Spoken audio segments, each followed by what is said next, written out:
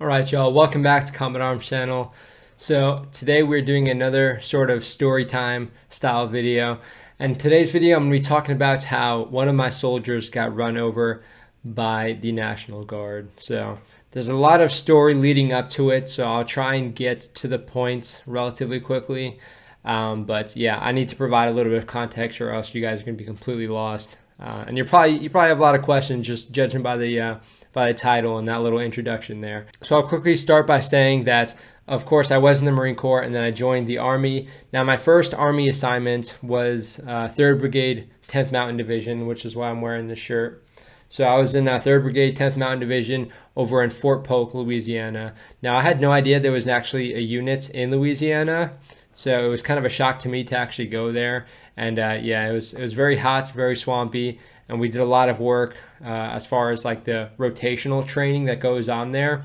Basically, all the Army units go to Fort Polk for something called JRTC, which is the Joint Readiness Training Center, I think. I don't even know. That's crazy that you don't even realize what it stands for. So basically all the Army units will come to JRTC for about a month and do some Army training before they go out and deploy to Iraq or Afghanistan or wherever they're going. And they'll basically make that situational dependent just based off of what sort of mission you're going to. So we did a lot of support for that rotation itself, but we also got tasked for doing other like support for other training. Now, the National Guard goes to something called the XCTC, which is the like Exportable Capabilities Training Center. I don't know. It's something crazy like that. So basically, there's the XCTC for the National Guard, which is training that they'll actually go through before deploying and everything. Now, that does not take place in Louisiana. That actually takes place in Mississippi. It's actually Camp Shelby, Mississippi. So my units, at least my company, I think, got tasked to go and support this XCTC for the National Guard. Now, I believe it was the Louisiana National Guard. It was the Louisiana National Guard, but I think there might have been some other units there as well, potentially like the Texas National Guard.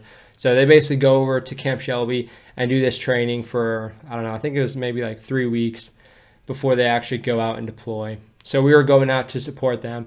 Now, Camp Shelby is about 6 hours away from Fort Polk, so it wasn't too far.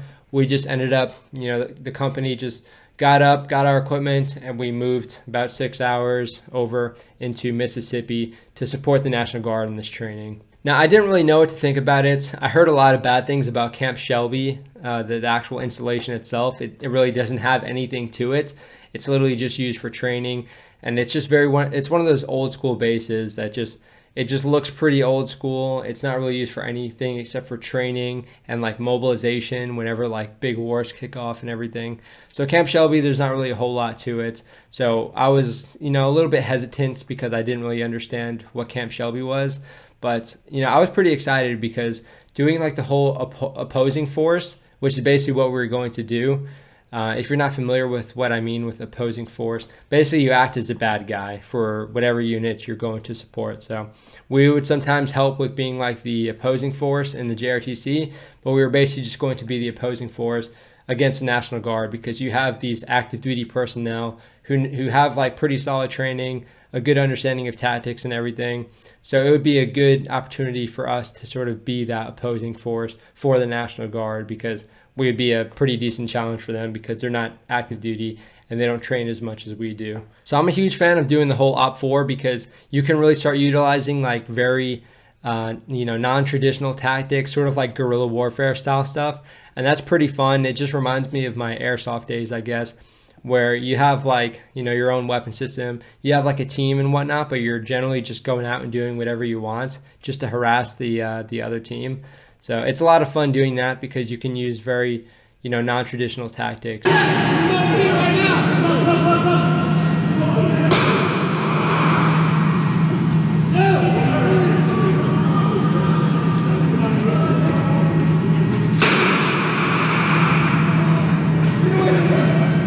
It's pretty fun. It's pretty funny to watch, and it's cool because I was able to bring my GoPro, and I was able to get a lot of cool footage while I was there. So I was excited about that. It was at least going to give me some content to put up on my YouTube channel.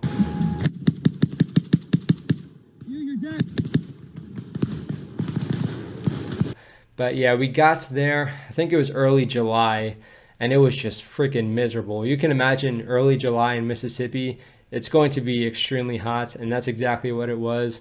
It was super humid, it was super hot, and it was just super inconvenient because we didn't have any cars. You had to walk everywhere. The PX was like a half mile away, which doesn't seem bad, but if you're going in uniform or even in civilian attire, when you're walking a half mile getting stuff and then walking a half mile back, you're just getting like drenched in sweat. So you have to shower immediately. And the showers are, a walk away from where you're actually sleeping. So you're sleeping in these big open squad bays with like bunk beds and everything. So you have a bunch of people just all around each other. It's really hot and miserable. It's really noisy. And just the fact that you have to walk to the shower, it's just a big pain in the butt. So doing anything was a big struggle, and a lot of people just, didn't really want to do too much until we actually started training. I think we were there for about a week, maybe even a week and a half before we actually started doing the training, because we were there before the National Guard actually got there. So we started seeing them coming in, and of course we're already talking smack. The National Guard definitely serves their purpose, and they definitely put in work, but they just get a reputation for not being as well trained because they're not active duty. So we're already talking smack on them, so we're getting a little bit hyped up for this training and everything, but we still didn't know what we were doing.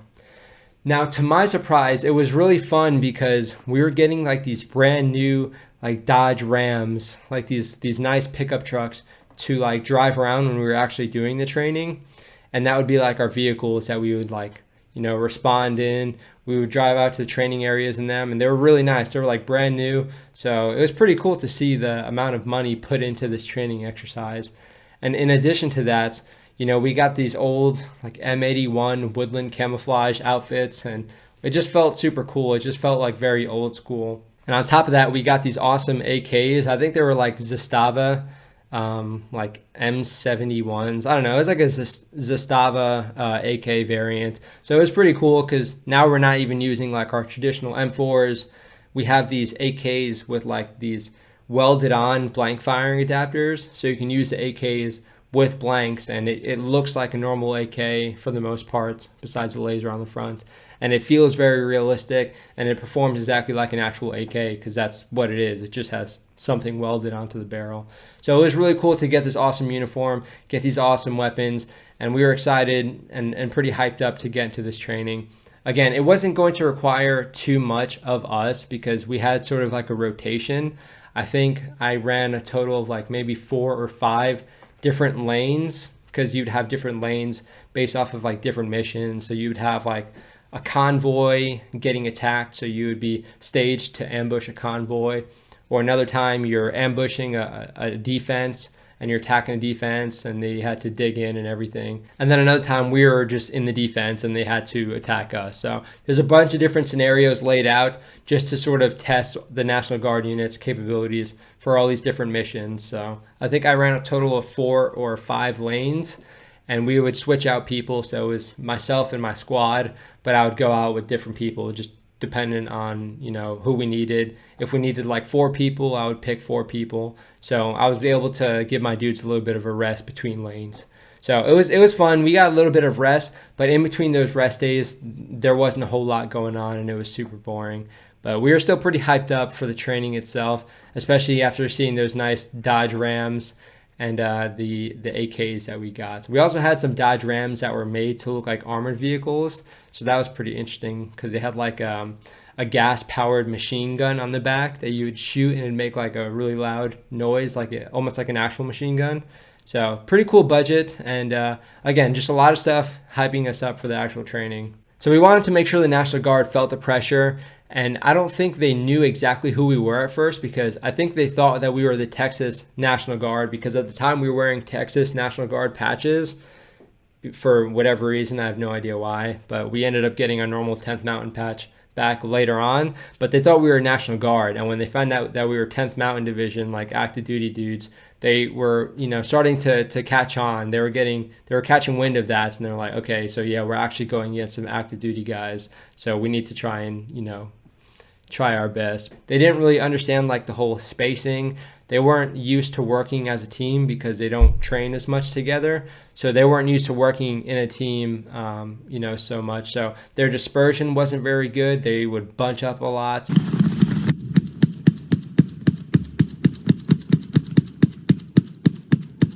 Right to fire! Dead. Good job, man. Their communication wasn't very good. They had a bunch of dudes just all over the place. They had a hard time of controlling everything. And just overall, they bunched up a lot, so they were very easy to ambush and go around. So we did a few lanes with them, and it was very easy to sort of catch on to what their weaknesses were and exploit them. And it was a lot of fun. Again, I got some very solid clips out of that. But then it was nearing the end of the training. I think this was the last lane that we were actually doing. It was the second to last lane that my squad was actually doing. So the opposing force was supposed to defend a village. So that's what we were doing. We were setting up blocking positions so these vehicles couldn't just take roads right into the village. So I was on a blocking position, and then I think we had like 2 other blocking positions set up on the main roads so the National Guard dudes couldn't just go into the town. And we were basically on alert. So whenever one of the blocking positions got, contacted, they weren't meant to last too long. They were meant to basically just be a distraction and give time for the other dudes to fall back into the village and defend it. So basically we were just waiting for that call like, hey, the National Guard's here. Let's fall back to the village. And I just remember we were staying up all night in our Dodge Ram truck, just chilling, watching this blocking position that we set up with concertina wire. But it was a lot of fun because we didn't take it too seriously because we were the opposing force. I'm confused as fuck. When are we ever going to use fucking lightning? You know what I mean? What do you mean? We've already used lightning. What? To discover electricity. Well, I mean, like, besides... Hell yeah. Holy Tell me you got shit. that. I got me reacting to it. Holy fuck, dude. That was awesome. Holy shit. We're gonna fucking die out here. So we were chilling and we were doing some antics. I think I have a funny video of me, scaring one of my guys. I don't like that thing.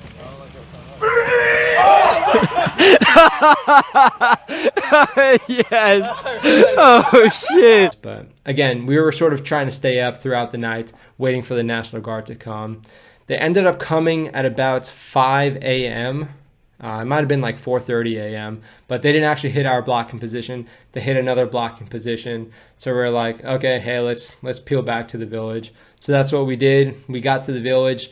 We found out the National Guard was already in the village because they just drove through the blocking position and went to the village. So now it was more of an attack for us. We weren't reinforcing the village. We were just going to be attacking the National Guard and messing with them. So we pushed back. We parked pretty far away. And then we basically used the tall grass to sneak up on the National Guard that were trying to set up positions inside the village. So again, it was still nighttime. We had our night vision on and everything, or at least we were holding our night vision because we had like boonie caps or something. But we were holding our night vision and we were using the tall grass to sneak up on the National Guard.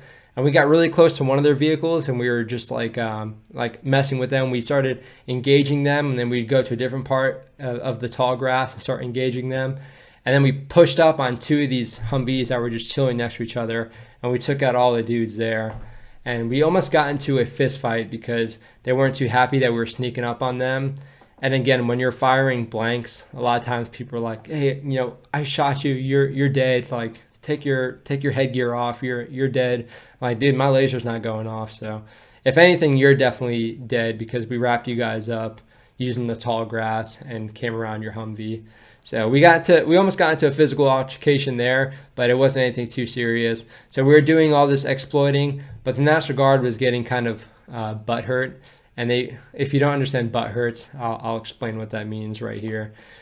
Basically, they didn't like that we were, saying that they were dead all the time, and we were just, messing around. And they were trying to take it seriously, but they were just getting kind of hemmed up, and it was kind of just hurting their feelings a bit.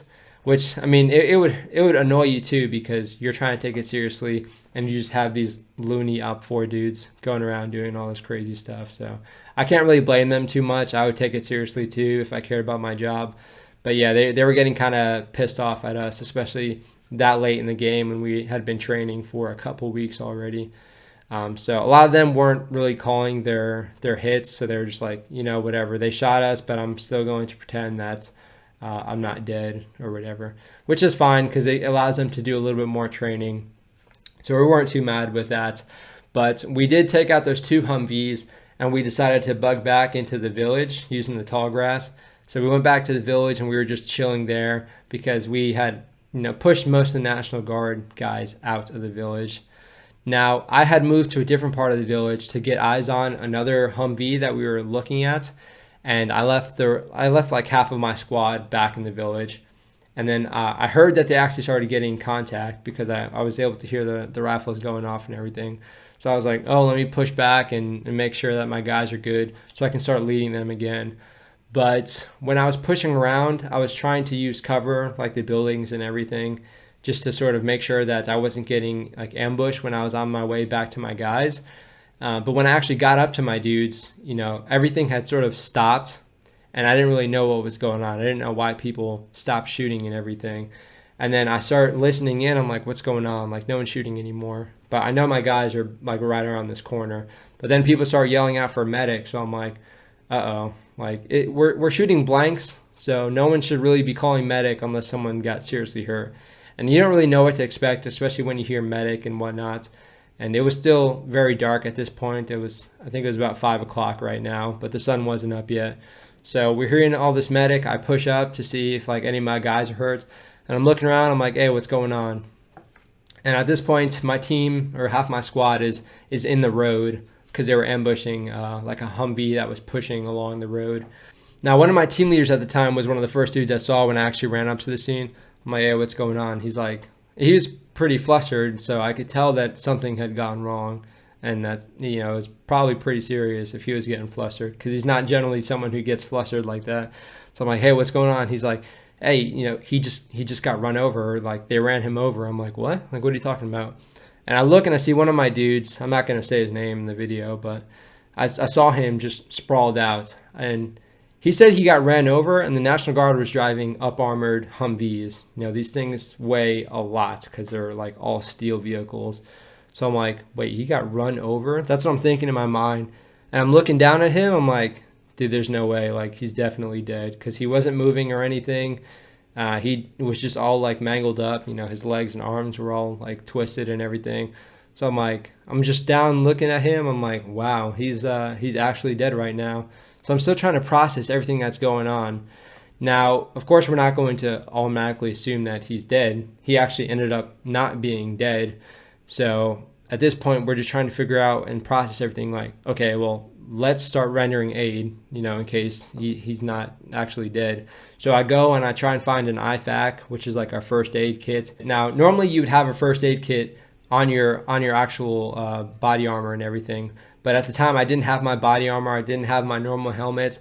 I didn't have a lot of this stuff because, we were the Op 4. So I had like a chest rig and my woodland camouflage, and that was about it. So we didn't have our first aid kit. So that's what I was going to find out, see if we can find a first aid kit so we can start treating whatever injuries that he actually sustains. And then other people are just trying to get a medic on the scene because the medic has his combat lifesaver bag, and that has a lot more stuff that you can use to actually help someone out. So I went around trying to find an IFAK, and I'm yelling like, who's got a first aid kit? Who's got an IFAK? And then nobody had one. So I went back just to see what was going on. And at this point they were doing CPR. So I was like, okay, yeah, he's definitely messed up. Now he actually started getting a little bit responsive. Not really responsive, but he started like, waking up. He started moving around. So we're like, oh crap, he's like not dead yet. So at that point, we're trying to get a medic. I think we got a medic, one of the National Guard medics on the scene to come and help us out. And the National Guard were trying to be pretty standoffish because we were, kind of pissed off that they just ran over one of our dudes. And I think the driver of that Humvee he locked himself in his vehicle because, some of my guys were getting pissed off and they were trying to, basically beat him up for doing that. So he was locking himself in the Humvee, but luckily that medic came out and helped us out. So at this point, we start looking over his injuries and start to prioritize everything. So he's got lacerations, he's got obvious broken bones, because the Humvee basically ran over like one side of his body. So his legs, his leg bones were shattered, his ribs were shattered, punctured lung because you could see one part of his chest was collapsed and the other side wasn't. So there was some trouble breathing. He was coughing out of his mouth, or he was coughing up blood. He had lacerations on his head and everything. So it was pretty jacked up. You know, of course you're gonna get pretty messed up when you get run over by an up armored Humvee. So we're assessing it. We're doing all this stuff. We're trying to talk to him to see if he can like actually understand what's going on. And he seemed like he generally understood who we were, but he was just not there. At one point he said, "Ow, my American." So I was like, okay, yeah, he's definitely messed up. But we were calling in a medevac bird, obviously, because we wanted to get him out of there, get him to a hospital. And I was helping with that because I was getting all of his data. I was getting his injuries and all of his information, writing it down so I could pass it off and we can call the medevac bird. But the National Guard, I think it was like a major that was actually writing down the information, was just being super slow. And I'm starting to get pissed off with her. I'm like, here's the information. This is how you call up the 9 line. Like, do you need me to do it? So like, I was starting to get pissed off, and we were all starting to get pissed off just because, you know, we're trying to get help as soon as possible. Now, I think it took about 50 minutes for the helicopter to actually show up, which is very, very slow and kind of crappy for him because, you know, you generally want to get them within the golden hour, which is basically whenever they sustain that injury, you want to get them to a hospital, you know, within that hour. And yeah, it was just taking way too long. We were getting very annoyed. We didn't have like a litter to actually move him to the actual like the LZ where the helicopter would land. So we had to like rip off a tarp from one of these Humvees, and we were going to use a tarp to actually pick him up. But then right as we're doing that, someone comes with a litter. So there's a whole lot going around, and there just wasn't that much communication between the National Guard and us because we're trying to go and run stuff because we have this experience, and they just didn't really know what was going on. And we're trying to explain it, and we just didn't know what they had either because we're trying to rely on their resources because we didn't have anything because we were the opposing force. So it was very frustrating for all of us because we're trying to look at him, we're trying to help treat him and everything, and it was just very slow, and it wasn't as efficient as we would have liked just because we didn't have all the equipment. But we ended up getting a helicopter. It was such a small helicopter, literally could only fit one person like in the back of the helicopter. So I was trying to, you know, actually go with him, and maybe one of my team leaders were going to go with him to the hospital, but there was literally no room. So it was just crappy to actually carry him to the LZ where the helicopter would take him out, and, you know, we can actually stay with him. And yeah, for the rest of the day, I just remember everyone in my squad was just super frustrated and flustered that this happened. You know, how is the National Guard gonna run over one of our guys? So we're trying to piece together everything that was going on, and of course there was an investigation to try and determine that as well. And I still don't know exactly what happened. It seemed like at one point he was just in the road or too close to the road, and the National Guard dudes were driving with their night vision, and I'm not sure if it's just like a training issue, but they ended up hitting him. I guess he like bounced back a little bit, and then they ran him over completely. And yeah, he got wrapped up in the wheels from basically what one of my dudes told me. So it was a very bad injury, a very bad training accident. And it took a while for him to recover from that. And there was a lot of times where he was about to die, honestly, even in the hospital. And the doctors were even considering, you know, just, you know, cutting it off. And we're like, are you serious? Like, move him to a different hospital. And then they move him to a different hospital, and then he starts getting better and better. So it's just frustrating to see this happen from the National Guard doing this to our dude, to him going to the hospital, and the doctors are telling us that they're about to pull a plug. And we're just like, what? Like, why is nobody trying that hard to help this dude out? And it was especially painful and annoying for me being the squad leader because that's my dude. You know, I went to visit him in the hospital and everything. And it's just annoying when people don't want to put in that same amount of effort to actually help him out. So that's basically what that was, and basically what happened with that.